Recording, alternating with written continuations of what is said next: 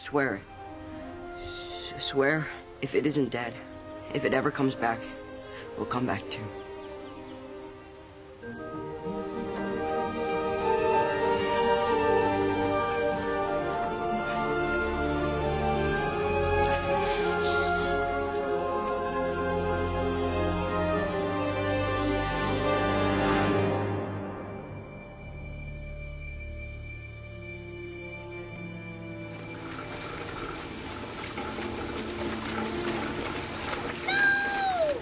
When I wrote it, you have to keep in mind I was about 30 years old, and I was very ambitious. At that time, I felt like I could eat the whole world in a literary sense, and I really wanted to do that. I thought to myself, well, I want to take an American town, bigger than a town, let's say a small city, and then have the whole thing be haunted. I wanted the spirit of that creature, that entity that manifests itself most commonly as Pennywise the Clown, to have infected this whole town. It comes back every 27 years, and more kids disappear. They're like sacrifices. They're its food. But across the board, the adults, on some level, they all understand what's happening, and it's part of this devil's deal that they've all agreed to. Help! When I started to get the idea for the book, I'm from Maine, and I thought to myself, I want to find out what one of these towns has in the closet, and I want to use that. I want to use every historical happening that grows and grows until it becomes a legend. So we came to Bangor, and I started to look around. I think what finally convinced me was people started to tell me stories about the bars that used to be down by the river and the hard men, the loggers who were there, and they started to tell me stories about a segregated club for black servicemen that had been burned down, the Black Spot. Nobody really wanted to talk too much about it. They started to tell me about how a gang of 30s desperados had been shot, basically executed in downtown Bangor, the Brady Gang. And I loved that story, you know, and by then I knew pretty much that that's the place that I wanted to be, that this was where I wanted to be. And the real deal maker was when I found out that there was this whole network of sewers under my city, and a lot of people didn't know where they went anymore. The maps had been lost. They were built in the 30s as part of the Delano Roosevelt's work programs, and they just built these sewers and then they left them. Some guy said to me, well, you know, in the spring when the runoff comes from the snow, you can put a canoe in over at Westgate Mall and come out at Mount Hope Cemetery, you know, 5 or 6 miles on the other side of town. And I thought to myself, man, that's probably not true, but it ought to be. And I ought to put my monster's lair in those sewers, and at some point I'll have the kids go down there. So you see, it all kind of worked. I took Bangor, I took the geography of Bangor, I took some of the legends from Bangor, I made up some of my own, and I used that as the framework for my book, which is about make-believe and about legends and about how these things grow. Okay, well, I'm starting to get itchy now, and I'm pretty sure this is not Do you good use the same bathroom as your mother? Sometimes, yeah. Then you probably have crabs. When I wrote it, I drew on a lot of things from my own childhood.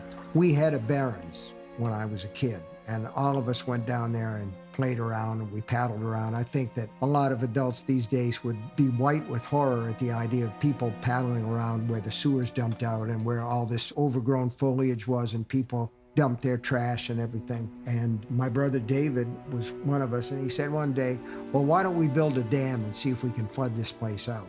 And so I put that in the book. I put my experiences with going to Saturday matinees with my kids, Ben's crush on Beverly Marsh, you know, and writing the poem. That's all based on things that happened to me. Your hair is winter fire, January embers.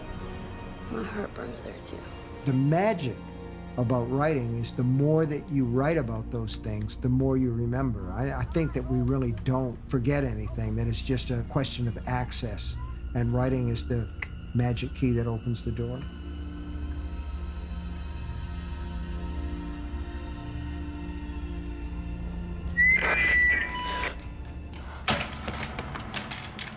A lot of what I was doing was trying to articulate the things that made me afraid as a kid. And I took a lot of the things that I loved when I was a kid, and I also took a lot of the things that I observed, not just in my own children, but in the kids that they played with, the kids that I saw on the street, their games, their words. But that's what writers do.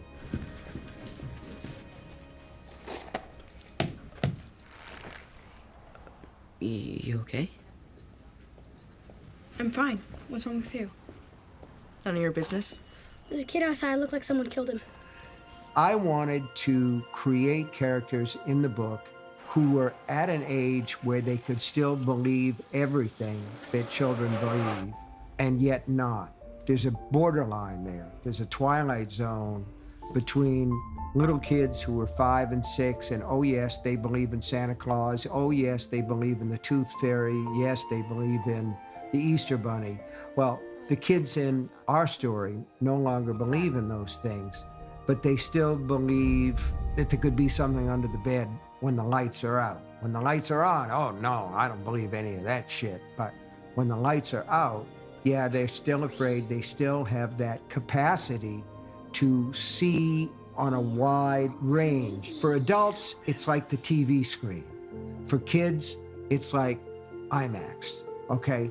Kids have a wider perspective. They see more, they believe more, they notice more. Probably the same thing is true when people get really old. So I wanted to take those kids and put them in this situation where they were the only people available who could actually battle this creature, because they're the only ones who are still able to believe in monsters.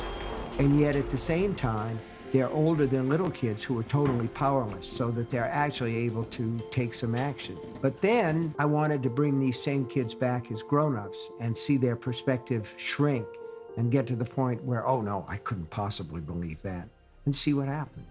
Why is it all murders and missing kids? Derry's not like any town I've ever been at before. They did a study once, and it turns out people die or disappear 6 times the national average. You read that? And that's just grown-ups. Kids are worse. Way, way worse. When I wrote it, I was 30. I was closer to those childhood experiences than I am now. It's dedicated to my children. I had 3 kids at the time that I wrote the book, and they weren't my lab rats, they weren't my specimens, but I observed them and I knew the things that they were afraid of because my wife and I put them to bed at night. But as a kid, I was extremely imaginative.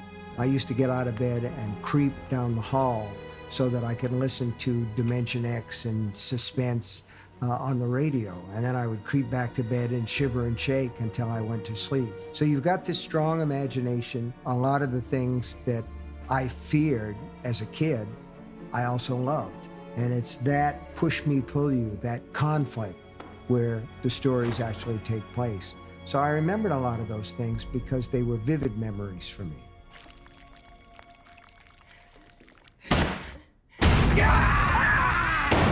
I've written books that deal directly with the idea that faith makes it possible to battle the monsters. A lot of times in my stories, the monsters are supernatural or they're make-believe, they're fantasy creations, but we all battle our monsters all the time. In that sense, it is an allegory for these children who are on the verge of their next stage of life. They're children still, but they're to the point where they're going to have to make the jump to adolescence and then to adulthood.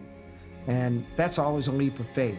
It doesn't have anything to do with any of the established doctrines. You have to trust your friends, you have to have faith in your friends, you have to cut to base level, you have to believe that good is going to triumph over evil. Kids believe that, okay? And that belief is powerful.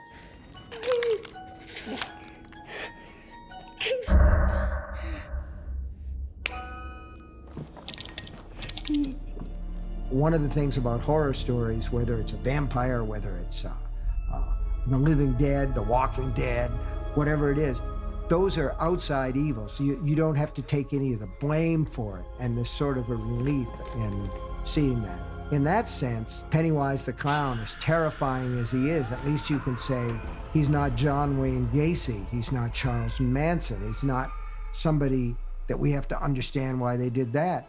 But in a way, Pennywise is a safe stand-in for those people, because when you face a Ted Bundy, who killed at least 25 women, who might have killed as many as 75 women, you say to yourself, well, he is Pennywise.